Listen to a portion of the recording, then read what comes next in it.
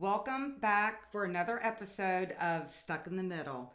Where we ain't young, but we ain't dead yet. That's right. We're really glad to be back with you all again this week. Yes. And we had one of our listener viewers send us a couple of topics that they thought would be great topics to discuss. Yes. And so we're actually going to use one of those topics today. Julie, you want to tell us what that is? Sure. It is about one true crime story that has always stayed with you. Okay. I have mine. I have mine, and we have not discussed we it. have not discussed I hope they're not the same, but I don't know because we haven't even talked about it. If they are, they are. I mean, yeah. So, do you want to say yours first, and then I'll say the topic of mine, and then we'll take it from there? Sure. Mine's the Casey Anthony case. Ooh, okay, that's a great Mine's one. the Casey Anthony. Okay. What is yours? Mine is Charlie Manson. Oh, wowzer. Yeah, mine's Charlie Manson, and then my second one was going to be the Ted Bundy case. Me too. I almost said Ted Bundy, but mine's Casey Anthony. Wow, that's a good one. I didn't even think of that. Did you see her documentary that she just did? Yes, and that's why I think, just wanting to discuss that with everybody because of that. So, what's your thoughts? Yeah, let's talk about it. Okay. Yeah, first of all, Casey Anthony, it happened here in Florida, which most people know that's where we live. So we lived fairly, 2 hours away from where all this occurred. Right, yeah. It occurred up near Orlando. Yeah. And one thing about that case that someone pointed out to me, and it is a good thing to say and discuss, it was the first of its kind to play out in social media. Mm-hmm. So that's back when, everybody, we all felt we were all watching it. I know I watched everything. It was all over the news and it was all over social media. And just because something is on the news and or on social media isn't necessarily the truth or not the truth. I'm not picking a side there, but it was the first case of its kind played out before social media in that time. With that story, I was fascinated, I was furious, about the whole case, as we all were. And then too, it was the whole Nancy Grace show. Yes. Because she followed that closely, and callers would call in. Oh, yeah. And everybody, has a lot of strong opinions, and they still have very strong opinions over the whole case in itself. Gosh, it just really makes you... I hate that there was never true, solid closure. There was to never me on that any case. closure. It just never really got solved. Right. And to me, what the sad part about that is something happened to that child. I know. And yet it just kind of... And after watching the documentary... Yeah, I have to say, and we'll talk about that. Yeah, it does kind of give you a little bit of a different perspective, and it makes you double, for me, question some of the original thoughts I had that I felt so strongly about my opinion on. Yeah, and then I'm like, well, now, I can almost see how a jury could have been questioning some things. Absolutely. Absolutely. I think too, going back to that case, and one thing, especially now that however many years it's been, quite a few years now that it has passed by, and whenever, and I hate to keep referring to that new documentary, but going back to that time, she was a very young girl, a young mother. Yes. And seeing her sit on the stand, watching the footage back, it definitely is a different perspective. Just because I give you my opinion, it doesn't mean that that's everybody's opinion. No, everybody has an opinion. Nor does it mean that is what happened there with that case. It's your opinion. It's your opinion. It is what it is. But, it was put out there with her mother and her father, and there was so many bizarre behaviors with the mother and father. So many bizarre behaviors.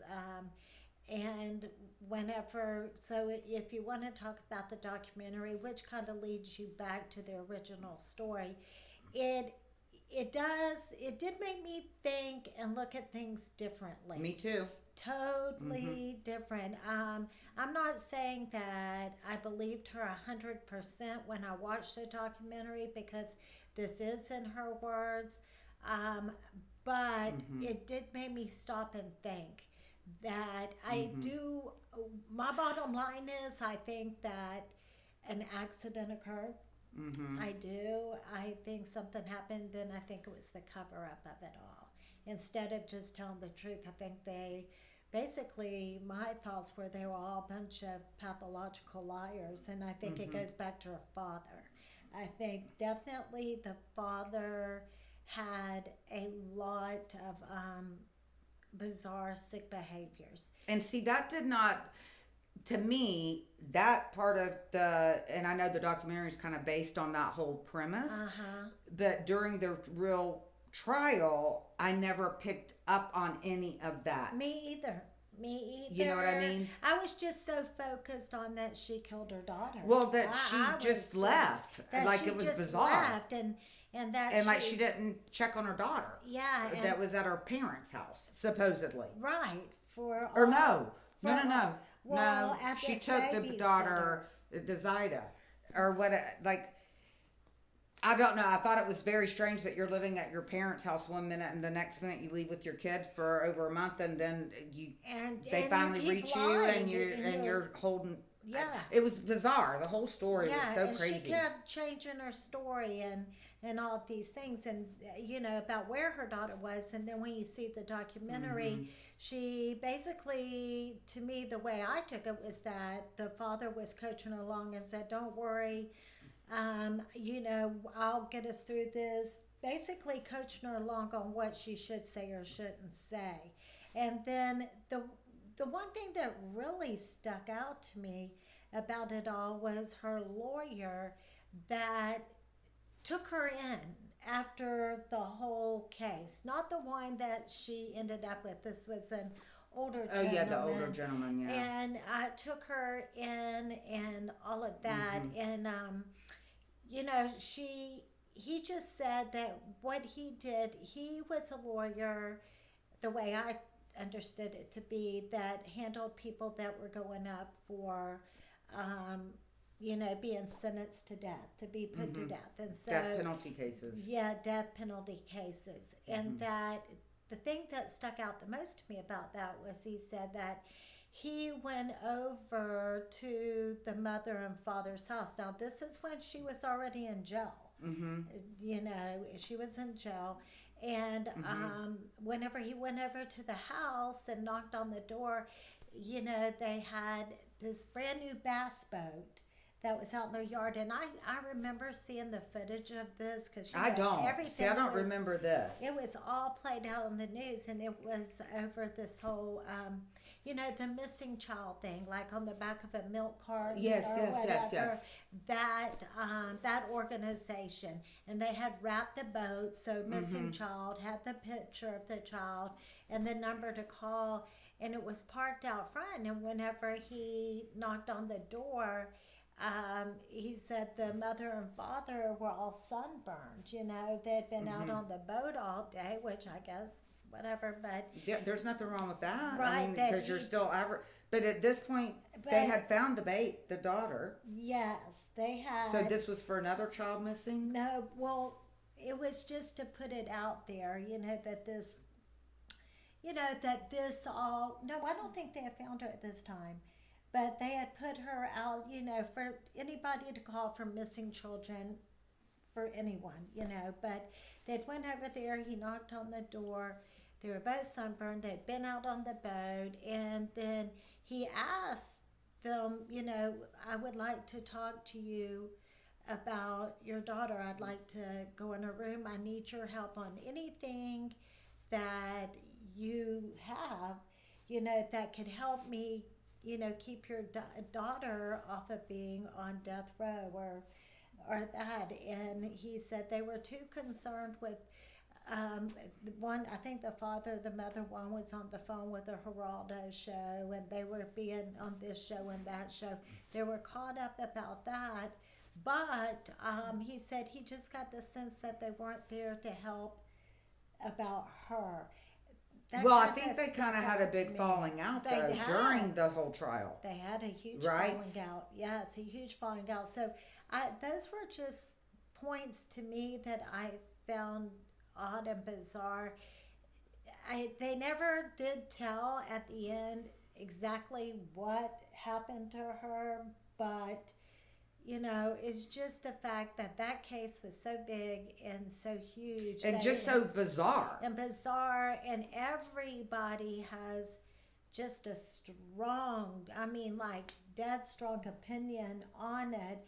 So for me, that's one case that has really stuck out. Oh, definitely. And so sad because yes, it never was solved, really. But I remember, a lot of the things that during the trial that came up that offended me as a mom or whatever. Like, what kind of girl would be out getting tattoos and partying right when, quote, her kid is missing? And who says that they're going to work at Disney or Universal or whatever, and she wasn't there? That screams guilt. But then when they did the documentary, it kind of did make a little bit of sense. One, she was lying because she was taught her whole life to cover up and lie, and so she didn't want her parents to know that she wasn't working anymore, so she acted like she was working, but really she was working the night job in the club, as a club promoter. So while it looked like she's out partying, I'm just saying maybe she was, I don't know, but the way they described it is that was her job, but she didn't want her parents to know that that was her job. So those two things kind of then it solved both of those pieces of a puzzle. Because I've had friends, especially even during the college years, I've had friends that stayed up a full semester in college, but they weren't in college. Their parents thought they were in college, but they weren't in college. I know people that have gotten up and acted like they're going to work, and they didn't have a job, but they were too ashamed to tell people they lost their job. Oh, wow. So then that made a little more sense to me. I don't know. I don't know. It makes you, and that's my whole point about the case staying with me. I was so sure, dead sure on, that she did it, and she probably, she did or didn't, I don't know. But then you heard the documentary years later, and it's not that I believed everything she said, because I did not believe everything she said, but once again, it made you just think in a different manner about that. So that was just a big case. Yes. That has stuck with not just me, a lot of people out there. Oh, a lot. It's like, what happened to her? And then the thing that always stuck with me about that case too was the mom. The mom's initial phone call to the police when she said, I think something's happened to my grandbaby and my daughter's, something about the trunk and it smells like a GD dead. Yes. Something dead. But I don't think. And I'm thinking, again, gut feeling of that seemed weird. But once again, this documentary, let's just say an accident happened. The dad was involved. Maybe he told the daughter, look, the two of us, this happened on our clock. We can't let your mom find out because she would kill both of us. So we have to work together. And maybe that's why there was so much animosity towards her dad during the process, because he kind of was right there with her, but she's taken the fall for it. I don't know. It was bizarre. It was very, very strange. Just everything's based on lies and deceit. Yeah. So I'd love to know. Sad thing is if it was an accident, which I feel certain that they all love that baby. I really do, including the mom. I mean, agree. after watching the documentary, And the sad thing is that sometimes I think people make decisions out of fear, let's just say. But then again, I feel like that she would have said that in the documentary if it truly was an accident and she was I a know. witness. What? So I don't know. Right. I don't know. Right. So here we are, and that's the whole point of this question, from one of our viewers for a topic, is that here we are, however many years later, and we're still discussing. Yeah, and we could talk the whole time about that case. The whole time. Because I mean, it definitely makes you think, and there. And it's funny because I had totally, before this documentary, totally my own opinion, like that girl got off. I mean, she's guilty she and that's that. And maybe she is. I don't know. But it made me think in a different manner. I just think all parties were involved and that. I don't know about the mother.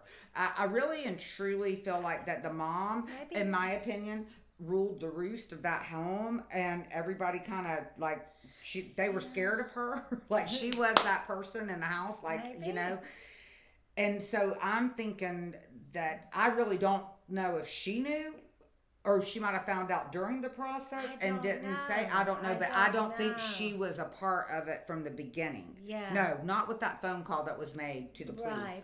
Right. Nope.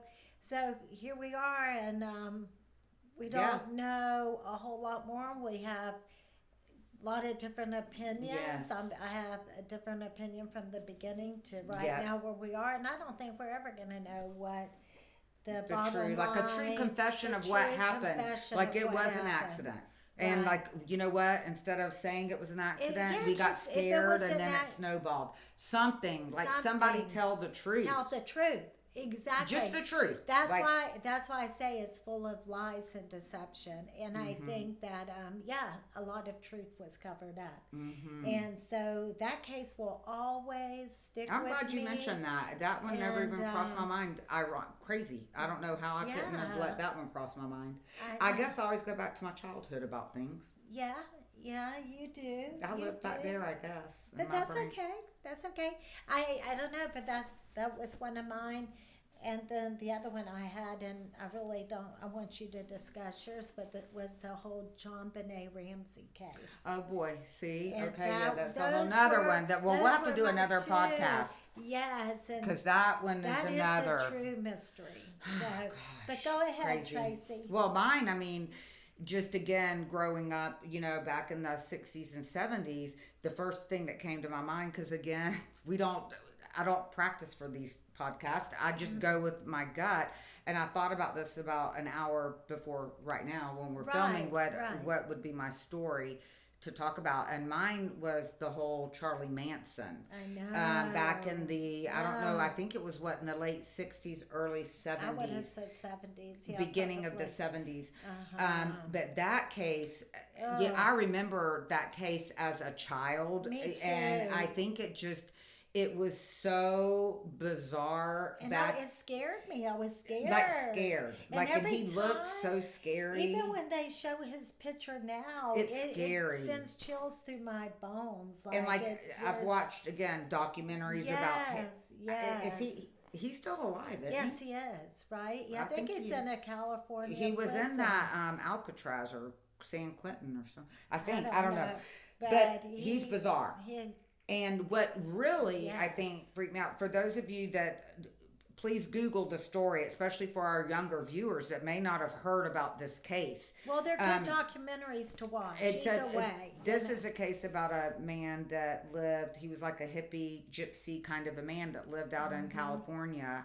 And he basically, the way I understand the story, he kind of recruited people to go and it's like a commune, like a cult, kind of a cult commune with these young hippie type vibe people that love to do drugs like psychedelics and different kinds of drugs. These free spirits and come with me where we have one love. And but I'm the ruler of the love. But basically, I am the ruler. And he ends up getting this group of, I think there were maybe even a couple of guys in it as well as him. But I remember the women. There were like at least 4 or 5 women that were with him.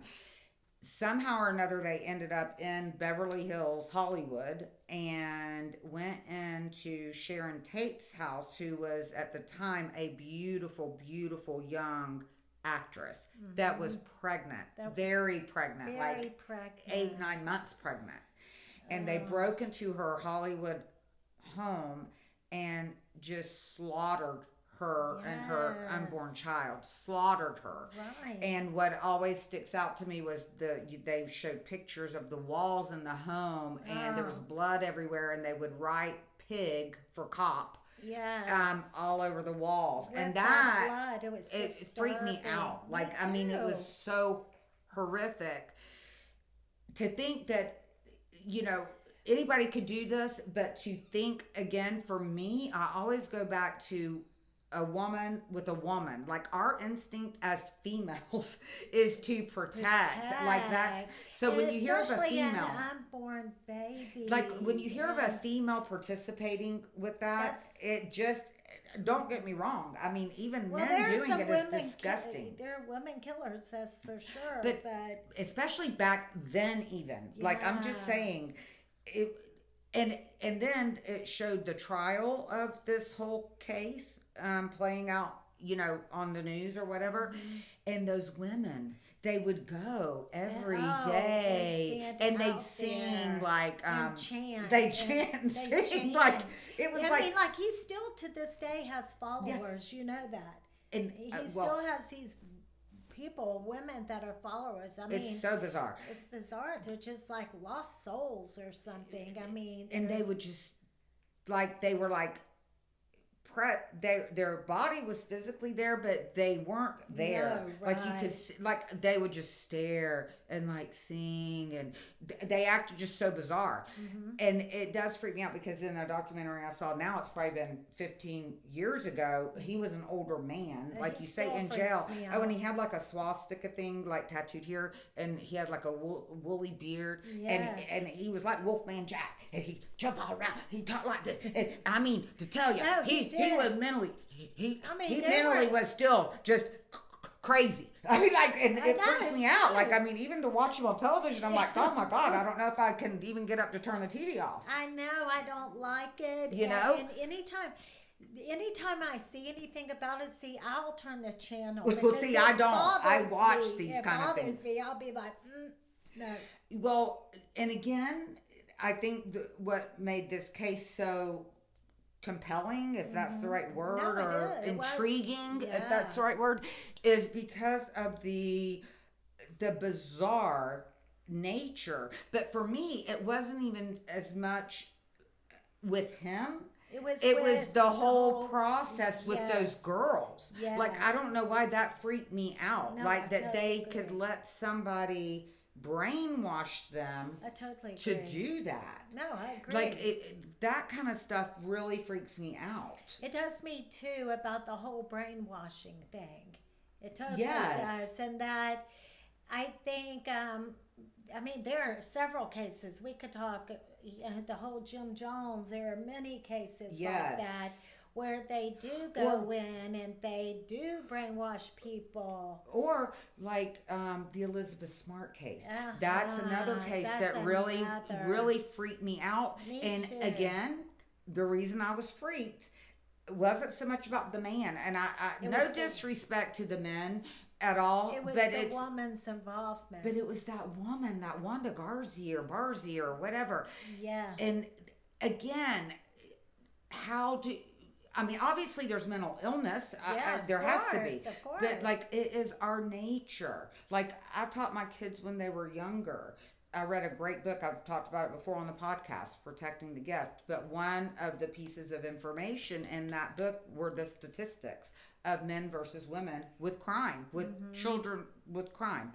And at that point in time, it was still very, very low for women. Now it's creeping up. I hate to say it's sick, but I taught my kids as kids, like, if you got lost at the mall or whatever, don't go up to the man that looks like a policeman.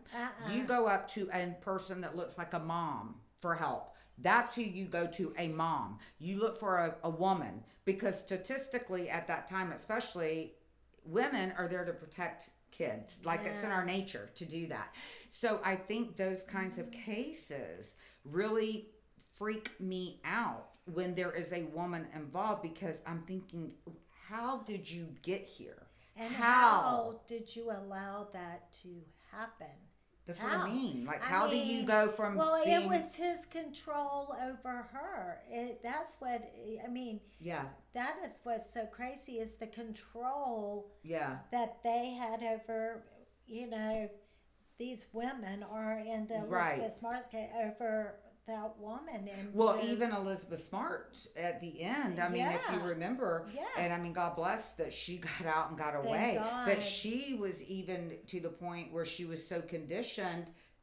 Am I remembering this Yes, correctly? that's correct. She had the garb But did on, she and even say who she was at first, or did she try to deny it? I can't remember. But But she didn't go out, and that was the thing. Like, why didn't That- you try yeah. to leave when they went But out? it's the But control it's the and the control. manipulation and the whole deconditioning a person. I actually just finished a book. I'm terrible with names. It's a Nora Roberts book, I believe, but it's about a girl that got kidnapped, and she basically was beat, starved, held in captivity, chained up to a wall, Yeah. and before you know it, then you end up, you get totally reprogrammed to be.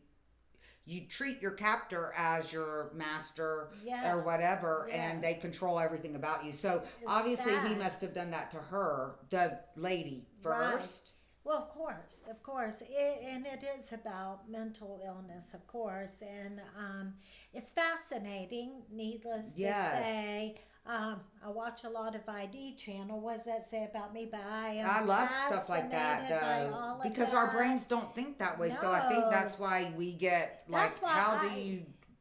It baffles your mind. It's like, for me, when I watch those cases, be it the famous cases, be it the cases on the ID channel, for me, it's not so much what happened to that person, which is horrible, don't get me wrong, but it is what your thought process was in getting there, during and after. I'm more about how this got there, how your mind, Yes. like, that's where my fascination comes in. That's why I'm interested in everybody's story. Yes. Everybody has a story. We all have Yes. stories, but that's what I like watching them for, Right. Right. is to find out. So there are many cases. We could go on and exactly. about this, but It's amazing to me. And if you notice, I feel like every single one of the cases that we talked about today, and we again didn't We haven't know what we were discussed talking this. We about, had no idea. involved children. Like even with Yeah. Sharon Tate, she was pregnant to the point where she was due any minute. And I think that's so sad. and just still not trying to wrap our brains around how do you get there. You know what I mean? Whether it's solved, not solved, Yeah. I don't know, Like- but I mean, it's very, very interesting. And the John Bonet, that's a whole nother case, like you say. Yes, it And then is. when you mentioned, I thought immediately about when you mentioned Nancy Grace, Oh yeah. I automatically think of the Holloway case. The girl that went, that, like, Natalie Holloway. that guy just came back, and Yeah, he's they in just, the U.S. Yeah, now. he's on U.S. Because that was territory. another crazy story that we've never gotten A real the answer I don't to. think we are.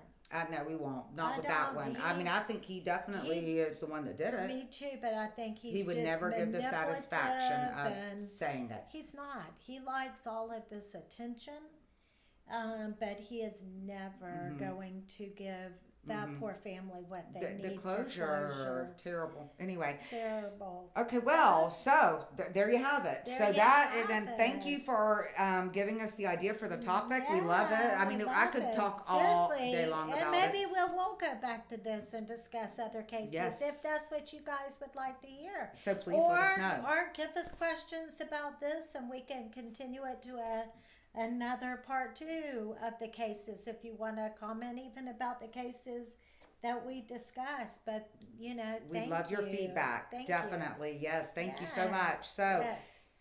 we better get back to our day jobs. Our day jobs.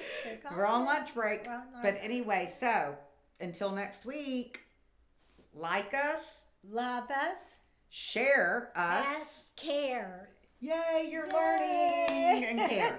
All right, And everybody care. have a great, great week. Yes, see you Bye. soon. Bye.